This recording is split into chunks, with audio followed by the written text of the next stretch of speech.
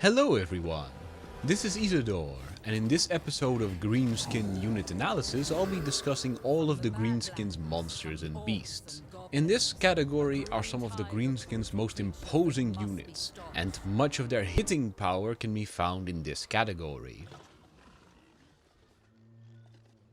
Squig Herds are squads of bouncing red balls, full of teeth and with a ravenous appetite. They are cheap, relatively numerous shock troops for the orcs that move fast and hit hard, especially against enemy infantry against which they get a damage bonus. Since most of their damage is armor piercing, even heavily armored units aren't safe from the ravages of a hungry herd of squigs. In addition to all of the above, what also makes them stand out is that when their leadership drops too low, is that their special ability, Squigs Go Wild, triggers. This increases the squad's damage, melee attack and leadership for 15 seconds at the cost of melee defense. Essentially, the squigs go in a frenzy and cause a bunch of extra damage for a short time, after which they usually break and rout. However, this ability in combination with their immunity to psychology means that while this ability is active, the squigs are surprisingly hard to rout. However, thanks to this ability and their immunity to psychology, squigs are quite hard to rout in the moment when they are most dangerous, so most enemy commanders will be keen on killing the squigs as fast as possible. And since their melee defense goes down when Squigs Go Wild activates, they do become quite vulnerable despite the added statistics. This also typifies the biggest weakness of Squig Herds. While squigs are fairly well armored, they have low health per unit, their melee defense is really low, and they have no shields, so when they get targeted by enemy damage dealers, the squad typically dies in a hurry. If you need units that can move fast and hit hard, and can tear apart most infantry units quite quickly, squigs are a great choice, especially for their low cost. Just keep in mind that they're quite fragile. Trolls are the line breakers for the Greenskin hordes. Like most monsters, they have the benefit of being able to move through your own units with ease, meaning they can charge through your own squads into enemy units, which is how they're best used. They swing their huge clubs around, dealing large amounts of damage in small area of effect, which is why they're great at helping your forces kill off enemy infantry squads. They even deal armor piercing damage, meaning that even heavily armored units aren't safe from a squad of trolls. They also cause fear, further adding to their role as line breakers, as they'll force enemy infantry to rout just a little bit sooner. To top it all off, they also have regeneration, making them superbly durable, as long as you keep them away from units that deal fire damage. However, if trolls have only one glaring weakness, it's their incredibly low leadership. They often rout at the slightest provocation, which can be really irritating if you're relying on your trolls for a lot of damage dealing. One of the biggest weaknesses of trolls is that if they're fighting without infantry support, they can easily get surrounded, even by single infantry squads, which can drastically lower their leadership and force them to rout, making them unsuitable to acting alone in most cases. Which can be really irritating if your army relies on your trolls for a lot of its damage dealing. However, a small consolation is that they will regenerate even as they rout. So when you bring them back in combat, they'll have a bunch of their health back. An additional disadvantage of trolls is that, like most monsters, they stick out from the rest of your forces, which means that it's very easy for enemy archers or gunners to focus the trolls even as they're hiding behind other infantry units. As such, it's very easy for the enemy to focus down squads of trolls in your lines by simply targeting them with ranged units. Even though trolls have relatively high health per soldier and benefit from regeneration, they nonetheless can get taken down surprisingly quickly by a squad of archers or handgunners. If your forces need some extra punch, seeding your front line with trolls can dramatically increase your army's damage output. However, you have to be very careful with them. It only takes a small morale shock to rout a squad of trolls, and if the enemy runs them down, it will ruin your entire investment. Giants are one of the two large monsters available to the Greenskins. They're the budget large monster, but even so, they're still massively expensive at 1600 gold. In return, however, you get an incredibly powerful unit that can potentially decide the entire battle on its own. Giants deal massive amounts of armor-piercing damage in large area of effect, which makes them great against just about every unit type. In fact, giants are specifically very useful at focusing down expensive enemy units that the enemy invested a lot of his funds into. Meanwhile, trying to rout a giant is virtually impossible because the giant has 100 points of leadership, so most giants aren't going to rout until they're almost dead anyway, which is another great advantage. They also cause both fear and terror, so anything stuck in a melee with them will typically rout quite fast, and as such, having a giant wade through the middle of a huge battle can be the deciding factor in whether your forces or the enemy's forces rout first.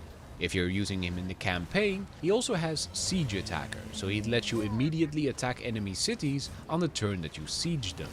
While giants are really powerful, they do have weaknesses that a clever commander can exploit. While giants deal enormous amounts of damage, they don't insta-kill whole squads. So if engaged by units that are immune to psychology and relatively cheap, the giant can end up stuck in combat for quite a while he hammers away at a unit that might only be a fraction of his cost. The giant also has a notorious lack of armor, which is why the giant often takes heavy damage from most forms of small arms fire. Sustained arrow barrages can take a giant down, given time. Like any other large monster, the giants are also huge targets and can be easily hit by a variety of artillery, which can dramatically lower their lifespan. Anti-large units, especially those that are also charge resistant, can kill a giant fairly quickly, which is dangerous since a giant does represent a huge investment to the player. So if it gets killed by a squad of halberdiers, it can put the Greenskins player's whole army at risk. If you want a unit in your army that's horrifically destructive all on its own, and forces the enemy to combine its forces to kill it, then the giant is a good choice. His massive health pool and huge leadership means he's going to last a while, no matter what kind of situation he ends up in. And his incredible damage per attack means he can reliably threaten any unit, even the most elite.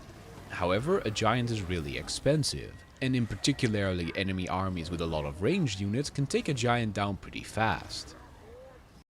The Arachnarok Spider is one of the most powerful monstrous creatures in the game, and with good reason. With incredibly high stats including a whopping 150 armor, the Arachnarok will shrug off most attacks and hits back just as hard with large sweeping armor-piercing attacks. On top of that, all of its attacks are poisoned, further weakening any enemy unit that it attacks, and it causes both terror and fear, meaning most units will struggle not to rout when in combat with the Arachnarok.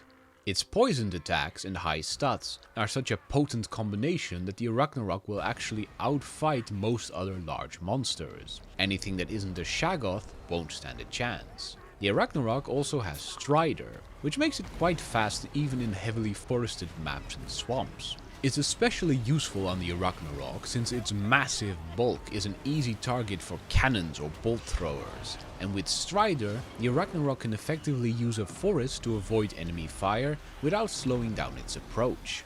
As a huge monster, it also has Siege Attacker, so in the campaign, one of these in your army will let you immediately attack cities the turn you siege them. In addition to all these benefits, the Arachnarok also has an archer's nest on its back, with a total of 7 archers and 1 cheerleader, which randomly shoot poisoned arrows in nearby units. These arrows have a lot of missile damage and ammunition, further adding to the Arachnarok's killing power. As I said before, one of the biggest weaknesses of the Arachnarok is its sheer bulk. The Arachnarok is so huge, it's an easy target for artillery pieces and ranged weapons, as it's extremely hard to miss. Fortunately, its incredibly heavy armor protects it from anything that isn't armor piercing, but it does not have the same health as a giant, and if its health drops low, Arachnaroks rout a lot sooner than you might expect for such a big monster. In fact, one of the easiest ways to deal with the Arachnarok is to force it to rout, since its leadership is quite low for a unit of its cost, and then run it off the map. The Arachnarok is a great choice if you want a strong, durable centerpiece for your army. With its immense armor, it will shrug off most attacks, and its poisoned attacks, both in melee and at range, means the Arachnarok adds more value to a battle than just pure killing power, unlike a giant. However, certain specialist monster hunting tools, such as cannons, handgunners, or other armor-piercing weapons, can use the Arachnarok's massive bulk against it. And at 2000 gold, the Arachnarok is not a unit you can afford losing before it ever reaches the enemy lines. Make use of hills and tree lines to avoid most enemy fire, and micro it around if the enemy starts firing artillery at it. The Arachnarok Queen is the Arachnarok unit of renown. The Arachnarok Queen is remarkable for two reasons. The first is that the archers on its back have a lot more missile damage, but to be fair, that's not what you're getting her for. The real reason you pick her over a regular Arachnarok is for her maternal instinct ability, which for up to 5 times per match allows her to summon a squad of spider hatchlings. These have sort of comparable stats with spider riders, except a little worse, and since they're summoned units they degrade over time. But even so, this is an enormously powerful ability, since the only restrictions on it is that you can't cast it if your army is at 20 units at that time, or if you've run out of charges. As such, it's not beyond belief to have the Arachnarok Queen charge the enemy line, and then immediately summon all 5 squads of hatchlings behind the enemy ranks, which is something even the strongest enemy lines will struggle to deal with.